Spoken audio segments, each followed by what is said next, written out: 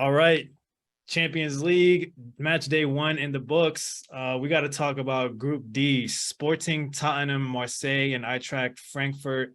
Sporting with a 3-0 win over Frankfurt, who is the reigning Europa League champion, Surprising. and Tottenham with a 2-0 win over Surprising. Marseille. Yeah, what are your thoughts? Frankfurt, I mean, the 3-0 scoreline I think is a little bit misleading. It was 0-0 up until like the 65th minute, and then Sporting kind of just pulled away at the end. That being said, though, it is not a good look to just kind of break down and give up 3 goals in the last third of the game. So I have to say, and this is a game that I didn't get to Sporting see. has some quality players too. They got like Yeah, I know they Trincao. got my boy Trincao. He's a Barca player, of course. He's probably the reason why they scored 3 goals. Hattie, right there. No, he scored a goal, and it was a banger.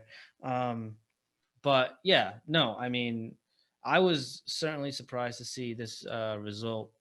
I didn't. I Sporting, is a good team. They're always, competitive to a certain extent.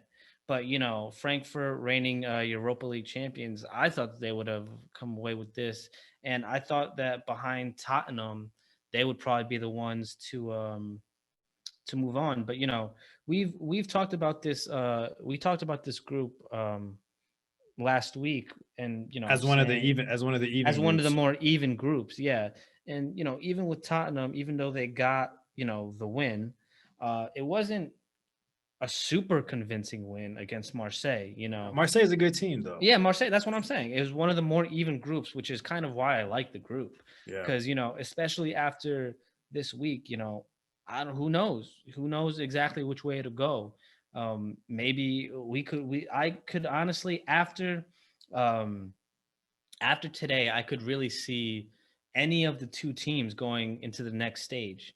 Obviously, Tottenham and Sporting right now have a leg up, being the two teams with 3 points, but it wasn't a super convincing win against um, against Frankfurt. I mean, against Marseille for Tottenham.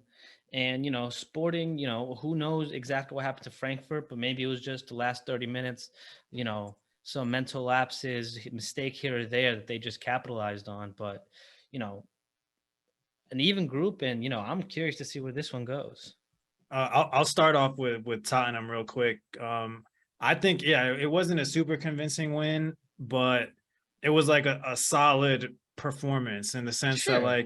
like Conte, how he sets up his team, and always making sure that the defensive block is set, and then you got players like Harry Kane, Son, and Richarlison. You can break on any team with 3 players like that. And Richarlison ended up getting the 2 goals.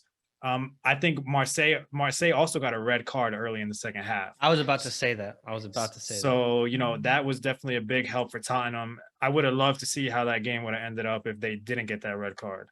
Yeah. But it was a deserved red card. I mean, you can't really complain about that. Yeah, you But can't really do but that. a strong start for Tottenham. Like Marseille is a good first win to have. And then in terms of Eintracht Frankfurt, yeah, I kind of think they were overhyped because they won the Europa League last year. They weren't that great domestically last year in the Bundesliga, and this season they haven't really gotten off to a hot start in the Bundesliga either. So, I think last year maybe they just caught lightning in a bottle and just kind of capitalized on it. I don't know, but Frankfurt. I mean, Sporting played really good. I was very Yeah. impressed by Sporting. Yeah. And And the again, next game is Tottenham versus Sporting. That's going to be the next yeah, match. So. I'll certainly try to catch that one. I didn't really pay too close attention to these two games, but yeah, no, I agree. Sporting, from what I saw, they played a good game. They really took it to Frankfurt, and we mentioned this. I would say a while ago, but you know, Frankfurt lost a couple players, and one of them was their rock and defense. So that could very easily have Hinteregger.